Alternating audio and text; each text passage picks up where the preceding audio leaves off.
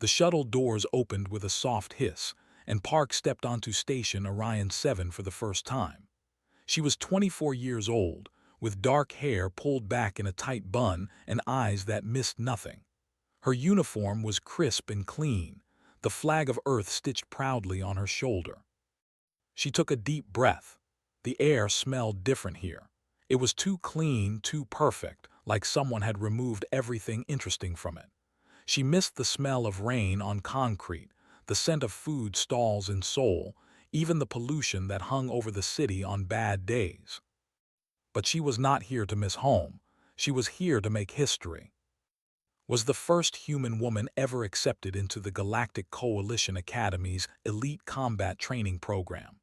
30 years ago, humans had discovered faster-than-light travel. 30 years ago, they had learned they were not alone in the universe. And for 30 years, humans had been trying to prove they belonged among the stars. Most aliens did not think they did. The station was enormous, walked through corridors that stretched higher than any building back home. Strange creatures moved past her, some walking on 2 legs, some on 4, some floating in the air without any legs at all. Most of them did not look at her. The few that did looked away quickly, as if she was something unpleasant they did not want to see. She found her way to the main administration office. A young alien with blue skin and 4 arms sat behind a desk, typing on multiple screens at once. When approached, the alien looked up and made a face that might have been surprise. "Human?" the alien asked. "Lieutenant Park, reporting for combat training," said. She kept her voice calm and professional. The blue alien checked something on one of the screens. "Yes, the human, you are expected. Go through that door. Admiral will see you." Thanked the alien and walked to the door. It slid open automatically, revealing an office that was bigger than her entire apartment back on Earth. Admiral sat behind a massive desk. He was in creature, standing nearly 8 feet tall even while sitting. His body was covered in hard black plates, and his head was dominated by 2 huge compound eyes that seemed to look at everything and nothing at the same time. 4 arms rested on the desk, each ending in sharp claws. He did not invite her to sit. There was no chair for her anyway. "Lieutenant Park," said. His voice was a clicking, buzzing sound that's translator device turned into words. "The human." "Yes, sir." Picked up a tablet and looked at it. His mandibles moved in what might have been discussed. "Your planet is classified as a Class D. Do you know what that means?" "I do, sir." "It means your world is considered hostile to intelligent life. Extreme temperatures, dangerous wildlife, unstable geology. Your atmosphere is so full of oxygen that a single spark can start fires that burn entire continents." Set down the tablet. "Most species from are considered too primitive or too damaged to join the coalition properly. You are only here because your government asked very nicely, and because we are curious to see how quickly you will fail." Felt anger rise in her chest, but she pushed it down. She had expected this. She had prepared for this. "I understand, sir," she said. "I will do my best to represent humanity well." "Your best will not be enough," said flatly. "You will be assigned to Training Unit 47. Your drill instructor is Commander. He has trained thousands of recruits from dozens of species. He has never trained a human before. I doubt he is looking forward to the experience." "I will not disappoint him, sir." Made a sound that might have been a laugh. "You already have, Lieutenant, simply by existing." He waved one of his claws and the door behind slid open. The meeting was over. Walked out with her head held high. She did not let her face show anything. She had learned long ago that showing emotion to people who wanted to hurt her only made them want to hurt her more. A guide led her to the barracks for Training Unit 47. The building was large and gray, designed for function rather than comfort. Inside, she found a long hallway lined with doors. Each door led to a room shared by 2 recruits. Her room was at the end of the hall. When she opened the door, she found her bunkmate already inside. The creature was beautiful in a strange way. Its body was made entirely of crystal, catching the light and throwing rainbows across the walls. It had a roughly humanoid shape, with arms and legs and a head, but everything was angular and sharp. When it moved, it made soft chiming sounds. "You must be the human," the crystal being said. Its voice was like wind through glass. I am from a world called Shard. I will be your roommate." "I am Parks," said. "You can call me." Tilted its head, studying her. "You are smaller than I expected, and softer. Are all humans so fragile-looking?" "We are stronger than we look," said. She set her bag down on the empty bed and began to unpack. "Perhaps," said, "but I should tell you something. There is a betting pool among the recruits. They are wagering on how long you will last." "What are the odds?" "Most believe you will not survive the first week. The current average gives you a 3% chance of making it to the second week of training." Finished unpacking and turned to face. "What do you think?" Was silent for a long moment. "I think you are brave for coming here, but bravery is not enough. This place breaks recruits from species far stronger than yours. I do not wish to be cruel, but I think you should prepare yourself for failure." "Thank you for your honesty," said. She meant it. She preferred honest enemies to false friends. That evening met the rest of Training Unit 47. There were 20 recruits in total, representing 12 different species. Some were huge, towering over her like living mountains. Some were fast, moving so quickly she could barely follow them with her eyes. Some had natural armor, claws, fangs, or other weapons built into their bodies. Had none of these things. She was 5 feet 4 inches tall. She weighed 120 pounds. Her skin was soft, her bones could break, and she had no claws, no venom, no special abilities at all. Commander stood before them, his reptilian eyes moving over each recruit. He was 7 feet tall, covered in dark green scales, with a tail that looked like it could knock down walls. He had been a soldier for 40 years, a trainer for 20. He had seen everything. He stopped when he reached. For a long moment he just looked at her. Then he moved on without saying a word. After the inspection, he addressed them all. "You are here to become warriors. Some of you will succeed. Most of you will fail. I do not care where you come from or what you are. I only care about results." His eyes found again. "Humans are fragile. Do not slow down my unit." Around her could hear soft sounds of amusement from the other recruits. She ignored them. That night, after lights out, lay in her bed and stared at the ceiling. Through the thin walls she could hear voices, other recruits talking about her. "Did you see her? She is tiny. I heard humans break easily. Their bones are like twigs. She will cry. They always cry, the weak ones. The little Terran female will not last 3 days." Closed her eyes, she let the words wash over her. She had heard worse. She had survived worse. Back on Earth, she had trained in gravity chambers that crushed normal people. She had run marathons through mountains. She had fought in underground tournaments where the only rule was survival. She had broken bones and healed them. She had pushed her body past every limit and found new limits to push past. These aliens did not know any of this. They saw a small, soft creature from a primitive world. They saw weakness. They were wrong, but would not tell them that. Not yet. She would show them when the time was right. For now she would watch. She would learn. She would wait.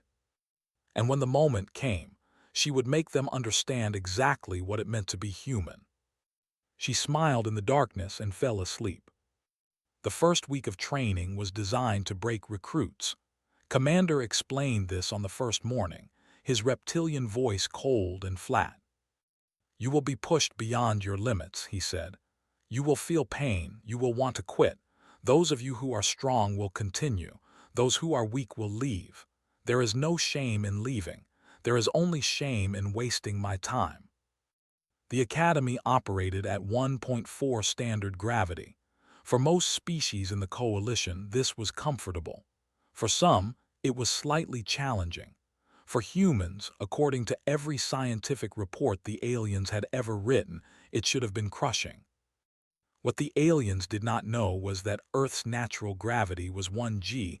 What they also did not know was that it spent 3 years training in chambers that simulated 2.5 g. Her bones were denser than normal. Her muscles were stronger.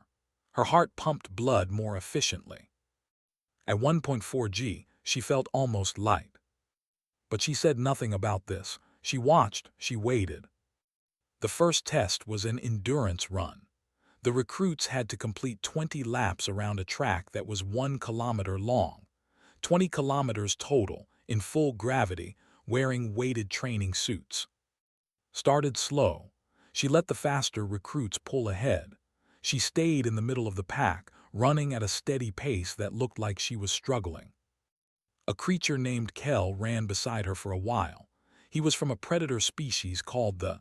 His body was covered in thick brown fur, and his face was shaped like a wolf's, with sharp teeth and golden eyes. They were known throughout the galaxy as warriors. They were also known for their pride. "Tired already, human?" Kel asked. He was not even breathing hard. "I am managing," said. She made her voice sound weak, her breathing heavy. Kel laughed and ran ahead.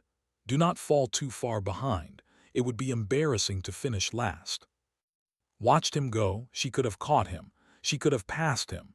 Instead, she stayed where she was, finishing the run in 12th place out of 20, right in the middle. Commander looked at her results and made a note on his tablet. "Adequate," he said, sounding disappointed. During the strength assessment the next day, lifted weights that were impressive for a human but unremarkable compared to most other species. She scored in the middle again. Always the middle. "You are holding back," said that night in their room. Looked up from the book she was reading. "What makes you say that?" "I watched you during the run. Your breathing was controlled, your form was perfect. You could have gone faster." "Maybe I was just packing myself." His crystalline face could not show expressions, but somehow felt like the alien was frowning. "Maybe, or maybe you are hiding something." Just smiled and returned to her book. The days continued. Training grew harder. The recruits learned combat techniques, weapons handling, survival skills, and tactical thinking. They were pushed through obstacle courses, thrown into simulated battles, and forced to work together in teams. Through it all, remained average. Not good enough to stand out. Not bad enough to be removed. Just there in the middle, doing exactly what was expected and nothing more. Kel, however, was not satisfied with this. The warrior had decided that was an insult to the academy. Every day, he found new ways to remind her that she did not belong. One day in the cafeteria was carrying her meal tray to an empty table. She had to pass by where Kel sat with his friends, a group of the larger, more aggressive recruits. As she walked by, Kel stuck out his leg, tripped, and her tray went flying. Food splattered across the floor. The cafeteria went quiet, then erupted in laughter. Got up slowly. She looked at the mess on the floor, then at Kel.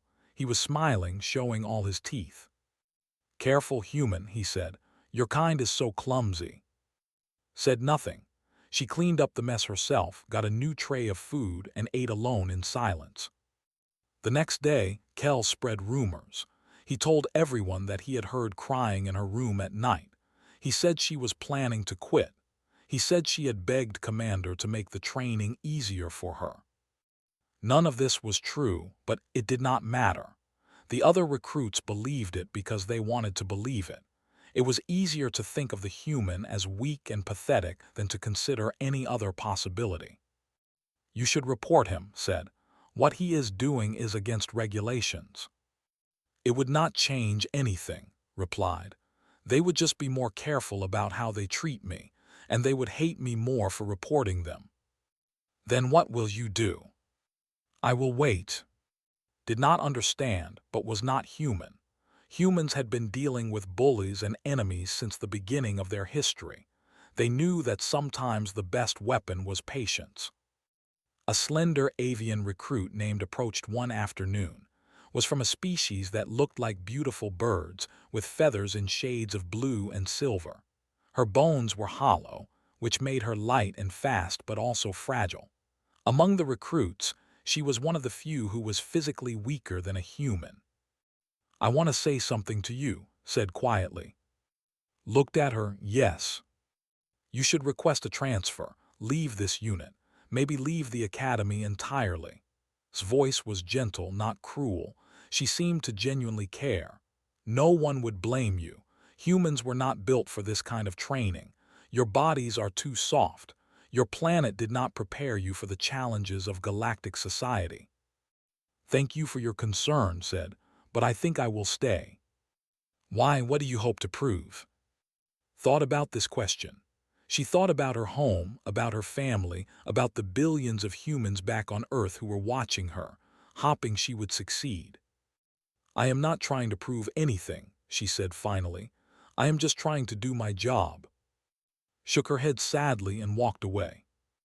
The combat sparring sessions were the worst. Every recruit was required to fight every other recruit at least once. The fights were not to the death, but injuries were common and expected. Once name came up on the roster, Commander looked at the list and made a sound of annoyance. "The human. Who wants to fight the human?" Kel's hand shot up immediately. "I will, Commander. It would be my honor." Nodded. "Fine. Try not to break her too badly. The paperwork is annoying." The other recruits gathered around the fighting ring. They were excited. This would be entertaining. The big, strong warrior against the tiny, weak human female. Everyone knew how this would end. Stepped into the ring. Kel stepped in across from her. He was almost a foot taller and probably weighed twice as much. His claws were sharp, his muscles were powerful, and his golden eyes gleamed with anticipation. "I have been waiting for this," he said quietly, so only she could hear. "I am going to hurt you, human, slowly." Said nothing. She dropped into a fighting stance that felt as natural as breathing. She had learned this stance when she was 6 years old in a small dojo in the mountains of Korea. Her grandmother had taught her. Her grandmother, who had been a soldier in a war that most people had forgotten, who had killed men with her bare hands, who had survived things that would have broken anyone else. "Begin," Commander said. Kel circled her slowly like a predator playing with its food. He was enjoying this. He wanted to make it last. Then he lunged. His claws came sweeping toward her face, fast and deadly. Was faster. She stepped to the side, just barely avoiding his claws. As his momentum carried him forward, she grabbed his arm, twisted her body, and used his own weight against him. Kel flew through the air. He hit the ground hard, the breath knocked out of him. Before he could recover, was on top of him, her knee on his throat, her hand positioned to strike his eyes. The fight had lasted less than 2 seconds. The watching recruits were silent. Commander's eyes had gone wide. Released Kel and stood up. She offered him her hand. For a moment, Kel just lay there, staring at her. His golden eyes were filled with shock and something else, something that might have been the beginning of fear. Then his face twisted with rage. He slapped her hand away and got to his feet on his own. "Lucky," he snarled. "You were lucky, that is all." "Probably," agreed mildly. She walked out of the ring. As she passed Commander, she saw him watching her with a new expression. It was not respect, not yet, but it was no longer dismissal. It was curiosity. That night, lying in her bed, smiled to herself. The game was changing. They were starting to see. But she was not ready to show them everything. Not yet. Soon, but not yet. She still had more to hide. Midterm evaluations were approaching. The recruits spoke about them in hushed, nervous voices. These were the tests that decided who stayed and who went home. Commander gathered the unit one morning and explained what they would face. "You will be tested in 3 areas. First, the pressure chambers. You will be exposed to atmospheric pressures far beyond what your bodies are designed to handle. Second, toxic environment navigation. You will move through rooms filled with gases that will burn your lungs and blind your eyes if you are not careful. Third, and finally, the Crusher Room. A ripple of fear passed through the recruits. The Crusher Room was legendary. It was a gravity chamber that started at 1G and slowly increased, going higher and higher until the recruit inside either gave up or collapsed. The machine would keep pushing until the recruit tapped out by pressing a button, or until their body gave way. The record for the Crusher Room is 3.8G, Commander continued. It was set 15 years ago by Commander. He is the strongest warrior in the history of this academy. No one has come close to his record since. Had heard of Commander. He was a giant made of living stone from a planet where gravity was naturally high. He was a legend, a hero, the standard by which all other warriors were measured. Most recruits tap out around 2.5G, said. That is acceptable. Anything above 3G is impressive. If you cannot reach at least 2G, you will fail this evaluation and be removed from the program. The night before the evaluations, sat alone in the communication room. She had requested a private call back to Earth. It took a few minutes for the signal to connect across the vast distances of space, but finally, a face appeared on the screen. It was her brother, Park. He was 15 years old, with messy black hair and a smile that reminded of their father. He was sitting in his bedroom, posters of Earth's space program covering the walls behind him. Nuna, he said, using the Korean word for older sister. I have been waiting all week for your call. How is everything? Are you okay? Are the aliens being nice to you? Laughed. It felt good to laugh. She had not done it much lately. Some of them are nice. Some of them are not. It is like anywhere else. I saw the news reports, said, his smile fading a little. They are saying that humans do not belong in space, that we are too weak, that you are going to fail. The news does not know everything. I know, but still, looked away from the camera.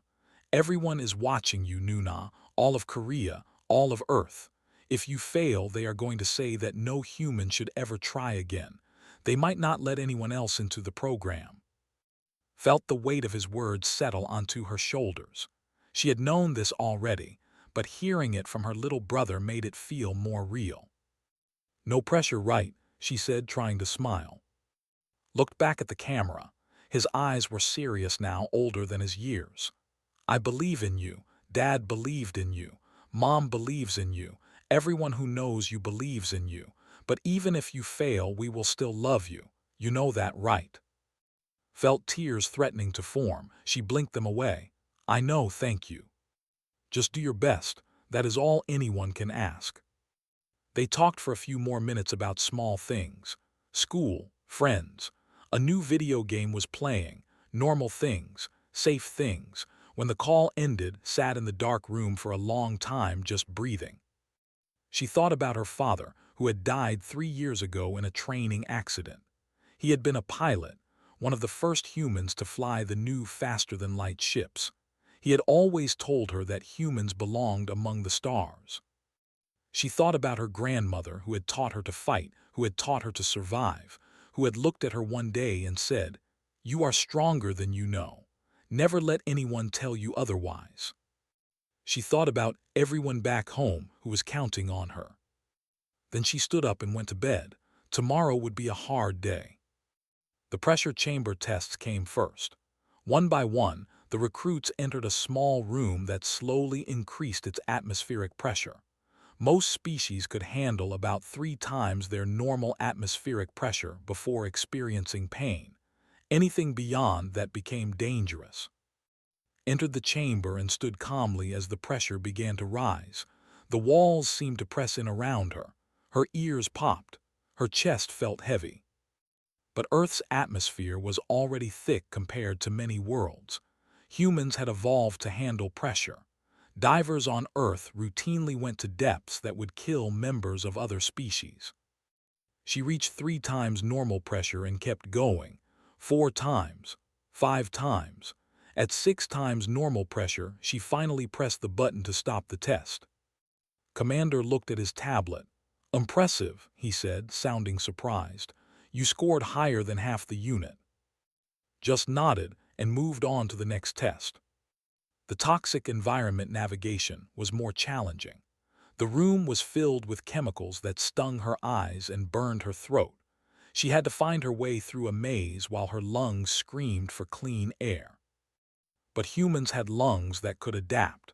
Humans had survived ice ages and volcanic eruptions and plagues that killed millions. Their bodies were designed to keep working even when everything was trying to kill them. She finished the test in the middle of the pack, not first but far from last. Then came the Crusher Room. The recruits gathered around the observation window, watching as each person took their turn. The room was simple. A flat floor, 4 walls, a ceiling. A single button on the wall to tap out. Nothing else. Kel went early. He was proud and strong, and he wanted to show everyone what a real warrior could do. He entered the room with his head held high. 1.5G he stood tall. 2G he was breathing harder, but still standing. 2.1G his legs began to shake. His face twisted with effort. 2.2G he collapsed to his knees. He pressed the button and stumbled out of the room. His fur was soaked with sweat, and his golden eyes were wild. 2.1G, Commander announced. Acceptable. Kel said nothing. He walked away without looking at anyone. Went next. The crystalline being entered the room bravely, but at 2.4G, a small piece of their body cracked and fell away. Medical teams rushed in and carried to the infirmary. With her hollow bird bones, wisely tapped out at 1.6G, she looked disappointed but relieved. One by one, the recruits took their turns. The highest score was 2.9G, achieved by a massive armored creature who had to be carried out unconscious. Then it was turn. She walked to the door of the Crusher Room. Behind her, she could hear whispers. She will tap out immediately. 2 minutes, maybe less. Humans cannot handle gravity. Commander stood by the door. He looked at her with something that might have been pity. You may withdraw now, human. No one will think less of you. Met his eyes. I appreciate the concern, sir, but I would like to try. She entered the room. The door closed behind her. Through the observation window, she could see the faces of every recruit watching her. She could see Commander with his tablet ready. She could see Admiral, who had come down personally to watch the human fail.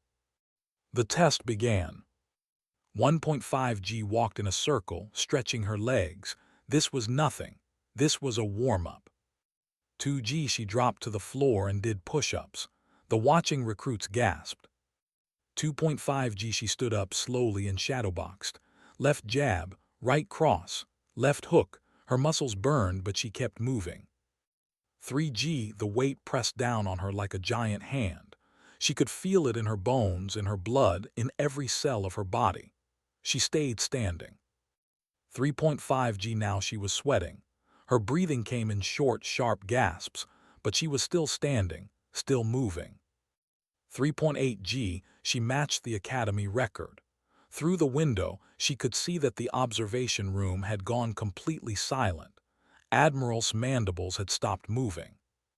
4G she took a single step forward, then another. 4.2G, her legs were shaking violently.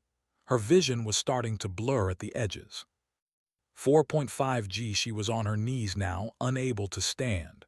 The weight was impossible, crushing, inhuman.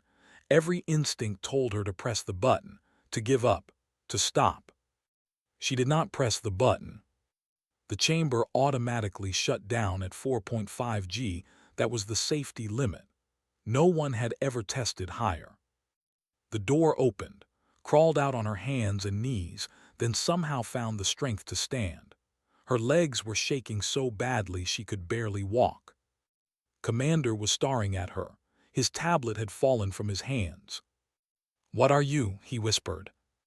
Looked at him. She was exhausted, drained, empty, but she managed to smile. "Just a girl from Earth, sir." She walked past him, past the silent recruits, past Admiral with his frozen mandibles. She walked all the way back to her room before her legs finally gave out. Found her there an hour later, sitting on the floor, laughing and crying at the same time. "You broke the record," said, "by a lot."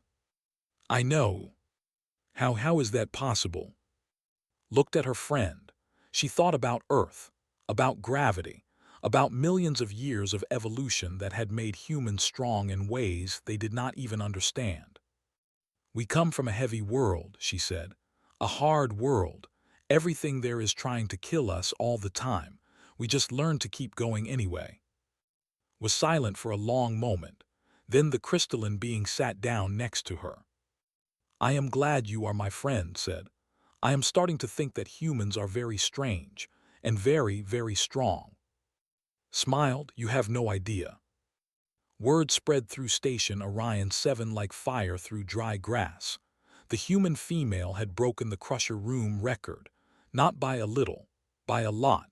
She had gone higher than anyone in the history of the Academy. Some aliens refused to believe it. They said the machines must have malfunctioned. They said the test must have been rigged somehow. Humans were weak. Everyone knew that. There was no way a small, soft creature from a primitive planet could outperform the greatest warriors in the galaxy. Kel was the loudest voice of doubt. He walked through the station telling everyone who would listen that the human had cheated. He did not know how she had done it, but she must have done something. It was the only explanation that made sense. "Her species cannot even survive in our gravity," he said to a group of recruits in the cafeteria. "And suddenly she can handle 4.5 G. Impossible. She must have tampered with the equipment." The other recruits nodded along. It was easier to believe in cheating than to accept that everything they thought they knew about humans was wrong. Heard the rumors, she ignored them, she had bigger problems. 3 days after the Crusher Room test, she received a summons. Admiral wanted to see her. She walked to his office with a feeling of dread in her stomach. She had learned to trust her instincts over the years, and her instincts were telling her that this meeting would not be pleasant. Was waiting behind his massive desk. His compound eyes reflected her image 1,000 times as she entered the room. "Lieutenant Park," he said, "thank you for coming." "I did not think I had a choice, sir." "You did not." His mandibles clicked together slowly. "You have caused quite a disturbance on my station. Your performance in the Crusher Room has made the other species unsettled." "I apologize for doing well, sir." "Do not be clever with me, human," leaned forward, his black plates creaking. "I know what you are doing. You were hiding your abilities before, playing weak, making everyone underestimate you, and then in the Crusher Room you showed your true strength." Said nothing. There was nothing safe to say. "This is a problem for me," continued. "The coalition is built on certain understandings, certain hierarchies. Humans are supposed to be at the bottom. They are supposed to be primitive, weak, in need of guidance and protection. If you continue to perform like this, it will upset the natural order of things. With respect, sir, I am just trying to complete my training." "No, you are trying to prove something. You are trying to show the galaxy that humans are not what we think they are." His mandibles spread in what might have been a smile. "I cannot allow that." He stood up, his massive form blocking out the light. "Tomorrow there will be an open combat demonstration. All recruits will attend. You will fight 3 opponents of my choosing. The entire station will watch." His compound eyes gleamed. "This is your chance to show everyone what humans truly are." Understood what he was really saying. He was going to put her in an impossible situation. He was going to stack the fight against her, use every advantage to make her look weak or make her fail. He wanted to destroy the hope she had created. "And if I refuse," she asked, "then you will be expelled from the Academy for insubordination. Your species will never be allowed to send another recruit. The choice is yours." It was not really a choice at all. "I accept," said. His mandibles clicked with satisfaction. "Excellent. I will see you tomorrow, Lieutenant. Get some rest. You will need it. Walked out of his office with her heart pounding. Everyone she passed seemed to look at her differently now, some with curiosity, some with fear, most with the same contempt they had always shown. That night came to her room. The crystalline being had healed from the Crusher Room injury, though a faint crack still marked their surface like a scar. I heard about tomorrow, said. The whole station is talking about it. Yes, they say has chosen your opponents himself, the worst possible fighters for you to face. Sat down on their bed, the crystals chiming softly. I have been researching I needed to understand how you did what you did. What did you find? Was quiet for a moment. Everything, I found everything, and I am terrified. Raised an eyebrow, terrified. Your world, Earth, it is not just it is a monster. His voice was shaking. Your temperatures range from -80 to +50 degrees. Your planet has earthquakes that destroy cities, volcanoes that cover continents in ash, hurricanes, tsunamis, floods, droughts, ice ages. Yes. Your atmosphere has so much oxygen that everything burns. Your oceans are full of predators with hundreds of teeth. Your land has animals that hunt in packs, animals with poison, animals that can kill with a single bite. Was talking faster now. And everywhere there are diseases, viruses that mutate, bacteria that eat flesh, parasites that live inside your bodies. Your own star gives you cancer. Just standing in sunlight can kill you. We wear sunscreen, said. This is not a joke, stood up, their crystalline body trembling. How are you alive? How is any human alive? Your world is trying to kill you every single moment of every single day, and you just keep going, like it is normal, like it is nothing. Thought about this. She thought about all the things that seemed normal to her: storms, predators, disease, death. We adapt, she said finally. We learn, we build, we survive, and we keep going no matter what. But why? Why not give up? Why not accept that the universe is cruel and just die? Smiled. It was a small smile, but it was real. Because that is not what humans do. We are stubborn. We are foolish. We do not know when to quit. She looked at her friend. My grandmother used to say that humans are like weeds. You can cut us down, burn us, poison us, and we will still grow back. We will find a way. We always find a way. Stared at her for a long time. The others do not understand. They think you are weak because you are soft and small. They do not realize that everything on your world is trying to kill you, and you just refuse to die. That is humanity's whole thing, agreed. There was a knock at the door. Opened it to find standing outside. The avian recruit looked nervous, her blue and silver feathers ruffled. I need to talk to you, said. Let her in, looked around the room, then spoke quickly. I know who has chosen for you to fight tomorrow. I heard the officers talking. Her voice dropped to a whisper. Kel and Null. Made a sound of shock. That is insane. Who are Null? Asked. Is from an armored species, explained. His shell can withstand weapons fire. He is almost impossible to hurt. And Null, she shuddered.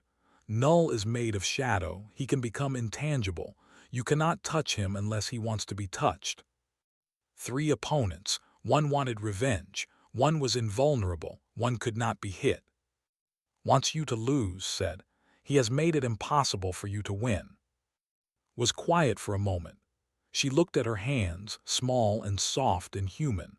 She thought about everything she had learned, everything she had survived, everything that had brought her to this moment.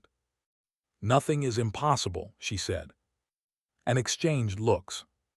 We want to help, said. Tell us what to do. Thought about it, then she smiled. Tell me everything you know about and Null, every weakness, every vulnerability, every detail.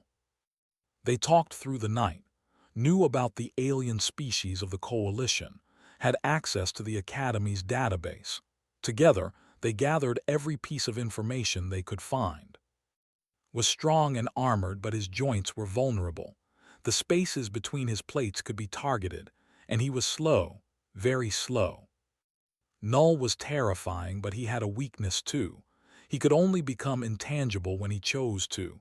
When he attacked, he had to become solid for just a moment, just a fraction of a second. As the night went on, more recruits came to room.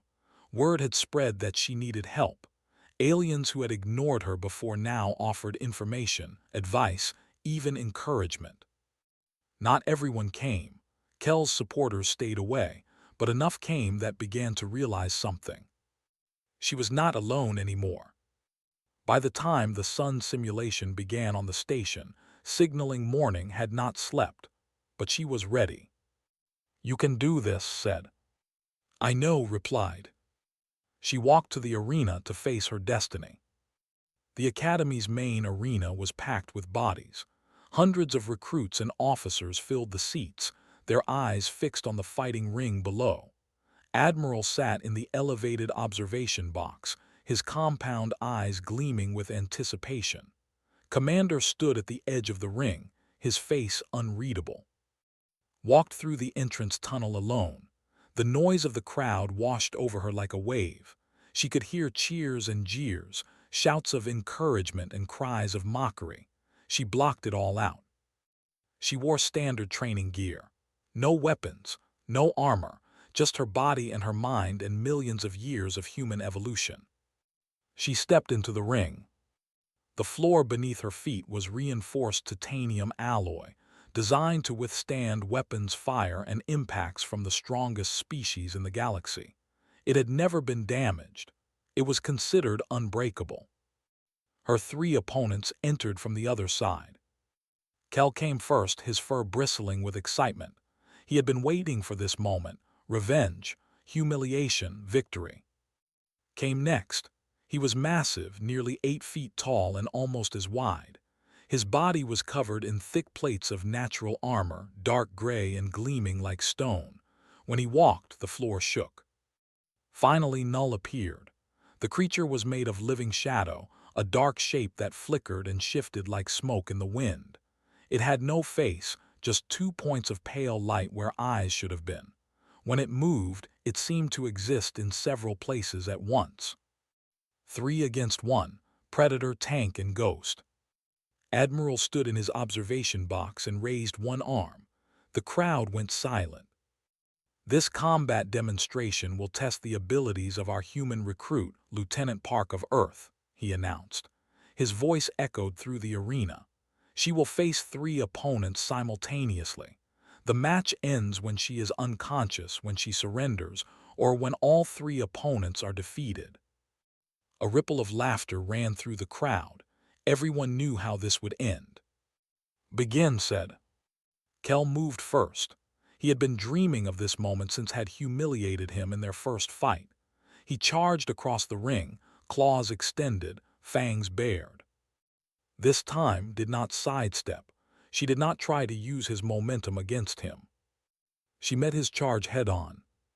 Her fist connected with his chest before his claws could reach her.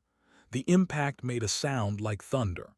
Kel's eyes went wide with shock as he was lifted off his feet and sent flying across the ring. He hit the wall and did not get up. The crowd went silent. Shook out her hand. That punch had hurt. She had held back before, hidden her true strength, made herself look weak. No more hiding now. Lumbered toward her, unimpressed by what had just happened. He was protected by natural armor that could stop bullets. One human female was not a threat to him. Watched him come. She remembered what and had told her. The joints, the spaces between the plates, that was where he was vulnerable. Swung a massive arm at her head. Ducked under it, moving faster than should have been possible for a human. Before he could recover, she struck. 3 punches, 3 joints, left knee, right knee, elbow. Each punch was precise, targeted, devastating. Each punch hit the soft tissue between the armor plates with perfect accuracy. Made a sound of pain and surprise. His legs buckled. He fell forward, crashing to the ground like a mountain collapsing. He tried to get up. He could not. His joints would not support him anymore. 2 down, 1 to go. The crowd was no longer silent. They were shouting, screaming, a mixture of disbelief and excitement. No one had expected this. No one had thought it possible. Null remained, floating at the edge of the ring. The shadow creature made a sound like wind through dead trees. It might have been laughter. "You cannot touch what has no form, human," it said. Its voice came from everywhere and nowhere. Closed her eyes. She thought about her grandmother, about the training she had received in the mountains of Korea, far from the cities and the technology and the modern world. Her grandmother had taught her things that no academy could teach: how to feel energy, how to sense intention, how to know where an attack would come from before it happened. Null moved. One moment it was across the ring, the next it was behind, one shadowy arm reaching for her throat. His hand was already there. She caught the creature's arm at the exact instant it became solid to attack. Null's eyes of pale light widened with shock. "Everything has form," said, "if only for a moment." She threw the shadow creature across the ring. Null tumbled through the air, too stunned to become intangible again. It hit the ground and lay there, unmoving. The fight was over. Stood alone in the center of the ring, breathing hard. Her knuckles were bleeding. Her muscles were screaming. But she was standing and her opponents were not. The arena was completely silent. Every eye was on her. Admiral's mandibles had stopped moving entirely. Looked up at the observation box. She looked directly at the Admiral who had tried to destroy her. "You wanted to know what humans are," she called out. Her voice carried through the silent arena, clear and strong. "Let me show you." She walked to the center of the ring. She planted her feet on the unbreakable floor.